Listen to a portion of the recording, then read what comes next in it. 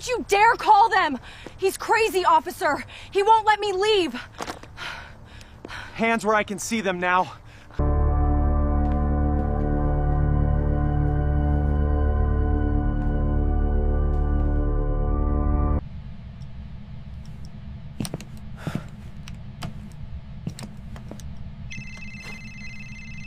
This was his last meal.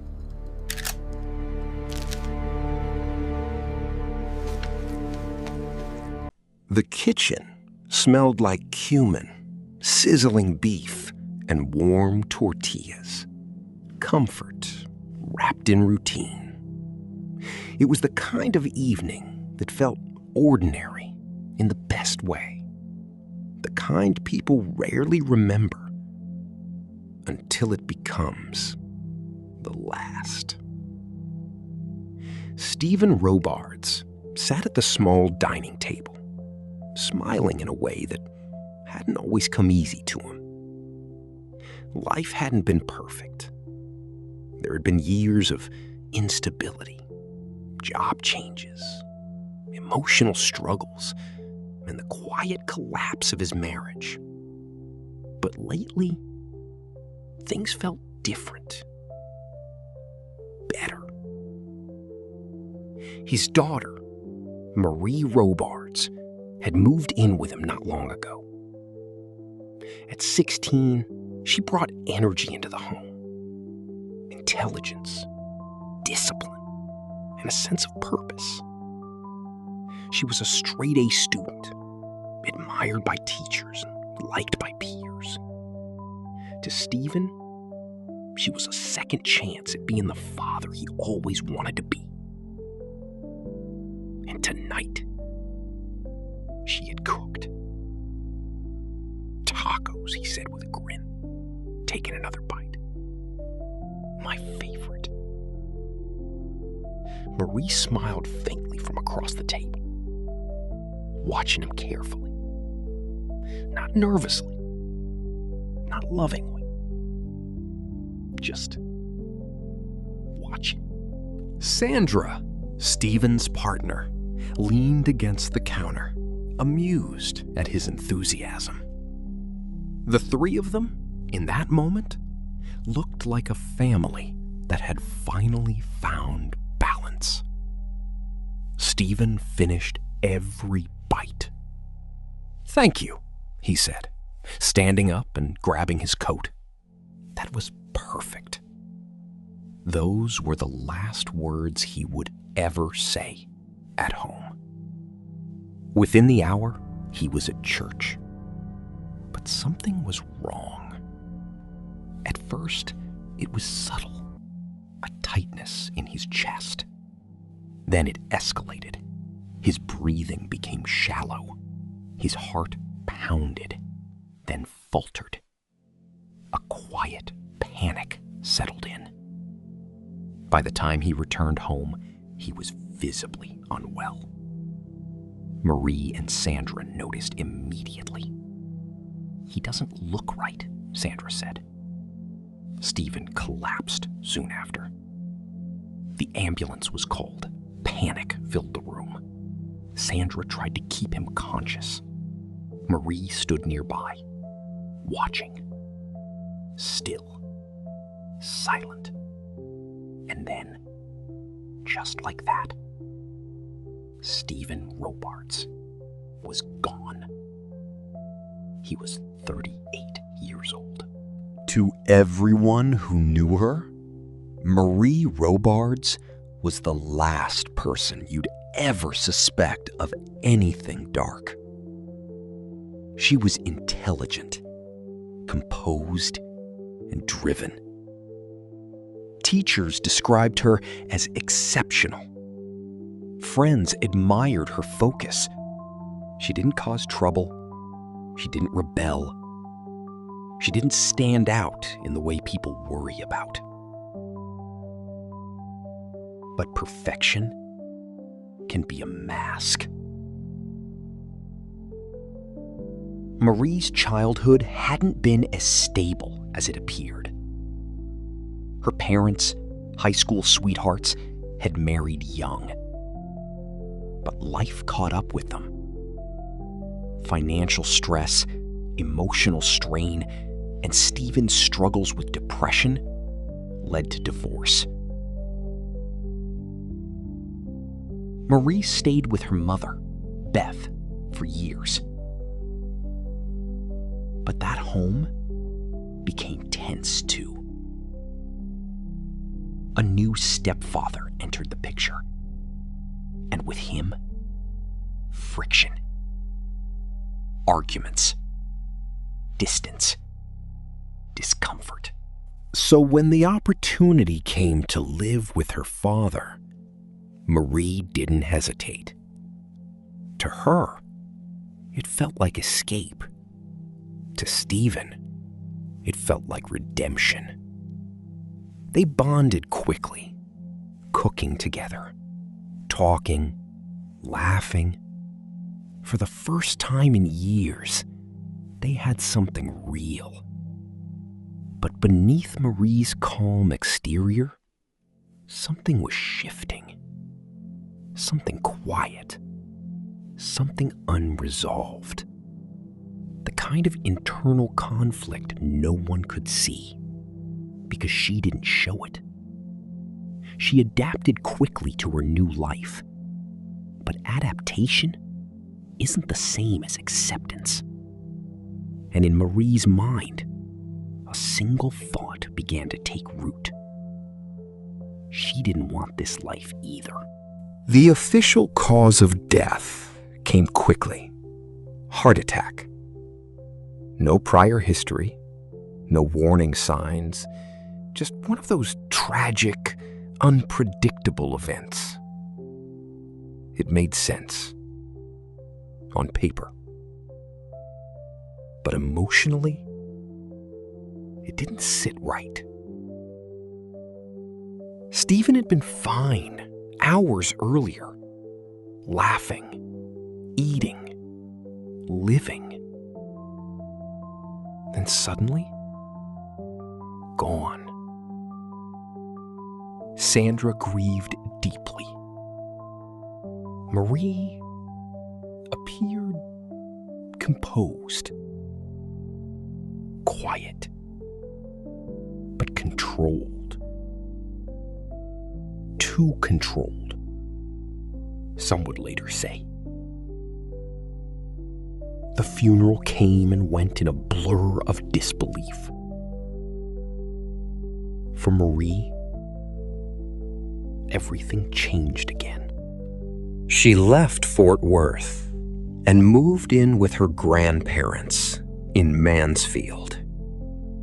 New home, new school, new life.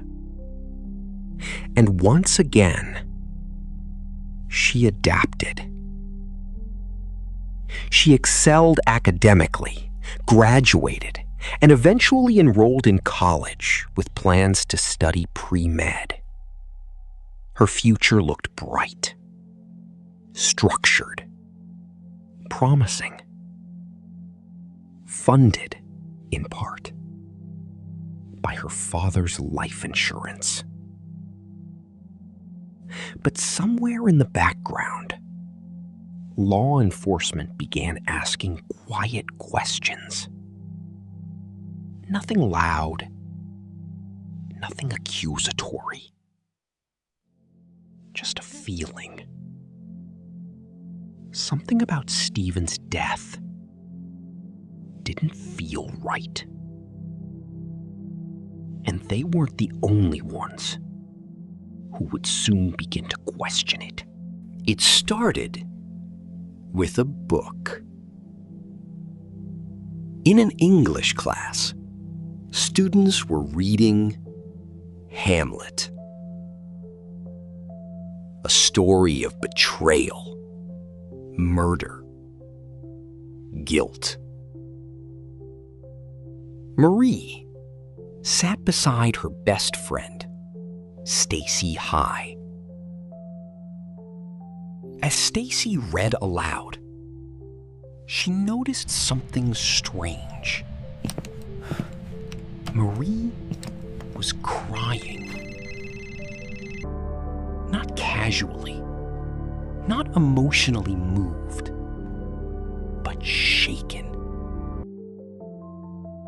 Then came the question. Do you think it's possible for someone to not have a conscience? Stacy froze. The question didn't belong in that moment. And neither did the look in Marie's eyes. Minutes later, the truth came out. I did something really bad. Stacy expected something small. Teen rebellion. A mistake. But not this. I killed my dad. The words didn't feel real. But Marie didn't laugh, didn't retract, didn't soften it. She explained everything. The tacos, the poison, the plan. Stacy was no longer just a friend. She was a witness. And eventually, she became the reason everything unraveled. The plan had started in a classroom, a chemistry lab. Marie had been introduced to a toxic compound, one capable of disrupting potassium levels in the body, leading to cardiac failure. Dangerous. Untraceable in routine autopsies. Perfect. She stole it. Not impulsively. Deliberately. She had a full week to reconsider. She didn't. On the night of February 17, 1993, she used it. Mixed into tacos, her father's favorite meal. The dosage? Nearly 28 times the lethal amount. She watched him eat it. Watched him thank her. Watched him leave. And later, watched him die. When investigators reopened the case, advanced testing confirmed it. Poison in Stephen's system. The truth was no longer hidden. It was scientific, irrefutable, and devastating. Marie was arrested at college. Calm, expressionless. She confessed. But her explanation stunned everyone. I didn't mean to kill him. I just wanted him to get sick. Why? Because she didn't want to live with him. That was it. No abuse. No danger. No immediate threat. Just preference. A decision rooted in impatience, immaturity, and something far darker beneath the surface. In 1996, she was convicted and sentenced to 27 years in prison. The public was divided. Was she a cold, calculated killer? Or a troubled teenager who made an irreversible mistake? In 2003, she was released on parole after serving less than a decade. Today, she lives under a new identity. Unknown, unrecognizable. But the story remains. A reminder that sometimes the most dangerous people don't look dangerous at all.